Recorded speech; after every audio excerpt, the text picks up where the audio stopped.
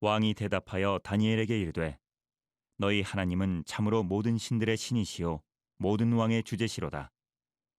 내가 능히 이 은밀한 것을 나타내었으니 내 하나님은 또 은밀한 것을 나타내시는 이시로다.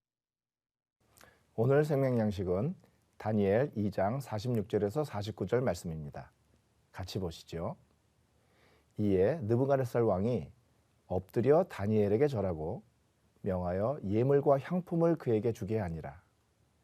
왕이 대답하여 다니엘에게 이르되 너희 하나님은 참으로 모든 신들의 신이시요 모든 왕의 주제시로다. 내가 능히 이 은밀한 것을 나타내었으니 내 하나님은 또 은밀한 것을 나타내시는 이시로다.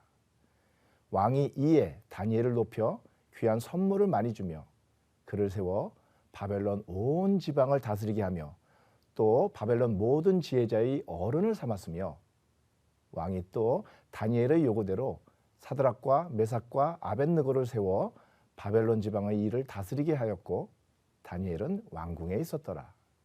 자, 오늘 본문은 다니엘에게 행한 느부갓네살 왕의 4가지 행동을 보여줍니다. 다니엘에게 절하고 다니엘의 하나님이 모든 신들의 신이라고 인정하며 다니엘을 높여 온 지방을 다스리게 하고 다니엘의 요구를 들어주어서 그 세 친구를 지방 관리로 삼았다는 것입니다. 자, 어떻습니까? 바벨론의 왕마저 굴복시키는 하나님의 사람 다니엘의 자랑스러운 모습이 떠오르지 않습니까? 그런데 우리는 오늘 다니엘이 아니라 느부갓네살 왕을 주목해 보고자 합니다. 본문은 느부갓네살이 다니엘에게 절하는 장면으로 시작합니다. 성경을 하나님의 말씀으로 믿는 우리 입장에서는 세상의 군주에 불과한 바벨론 왕이 하나님의 사람인 다니엘에게 절하는 것이 크게 대수롭지 않을 수 있습니다. 하지만 가만히 생각해 보면 이게 보통 일이 아닙니다. 우리가 잘 아는 것처럼 느부갓네살 왕은 예루살렘을 공격하여 함락시킨 후 성전의 기물들을 약탈해서 바벨론으로 가져오고 이스라엘 백성들을 포로로 끌고 온 왕입니다. 그는 당시 기세가 하늘을 찌를 듯했던 거대 제국 바벨론의 왕이고 세계 7대 불가사의 중 하나로 꼽히는 공중정원을 건축한 것으로도 유명한 아주 역사적인 인물이기도 합니다. 그런 그가 자신이 정복한 유대 출신의 젊은 관리 다니엘에게 엎드려 절하고 있습니다. 단순히 허리를 숙여 고마움을 표했다는 정도가 아닙니다. 완전히 부복, 즉 바닥에 엎드려 절을 했다는 거예요. 전쟁에 져서 항복을 하는 경우가 아니고서야 왕이 누군가에게 엎드려 절한다는 것은 있을 수 없는 일입니다. 하물며 다른 왕에게도 아니고 자신의 일개 신하에 불과한 자에게 엎드려 절한다? 이건 결코 예사로운 일이 아닙니다. 여기서 가만히 생각해 보시죠. 바벨론 제국의 왕쯤 되는 사람은 과연 누구에게 엎드려서 절을 할까요? 맞습니다. 바로 신이죠.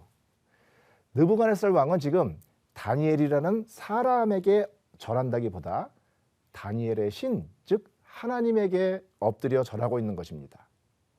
46절에 보면 그에게 예물과 향품을 주게 했다는 말이 있는데 여기서 예물과 향품은 신에게 드리는 제물과 신전에 피우는 향을 말하기 때문에 이 구절 또한 왕이 다니엘을 신대하듯 하고 있다는 것을 알려줍니다. 그런데 왜 그렇게 했을까요? 오늘 본문이 2장 46절부터인데 그 앞부분을 보면 이유를 알 수 있습니다. 이런 일이 있었어요.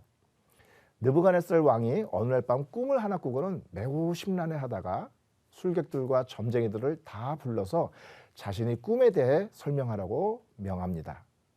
그런데 보통의 경우라면 얘들아, 내가 이러저런 꿈을 꿨는데 이것이 도대체 무슨 꿈이냐? 라는 식으로 물었겠죠. 그런데 이번에는 느부갓네살 왕이 대뜸 자기가 어떤 꿈을 꿨는지부터 맞춰보라고 술객들에게 요구합니다. 조금 황당하지 않습니까? 술객들 역시 당황했죠. 아무도 왕이 어떤 꿈을 꾸었는지 말하지 못했습니다. 사실 당연한 거 아닌가요? 다른 사람이 어떤 꿈을 꿨는지를 그 사람이 말하기 전에 그냥 알 수 있는 사람이 도대체 있을까요? 그런데 다니엘이 나타나서 그걸 말했습니다. 왕은 깜짝 놀랄 수밖에 없었죠.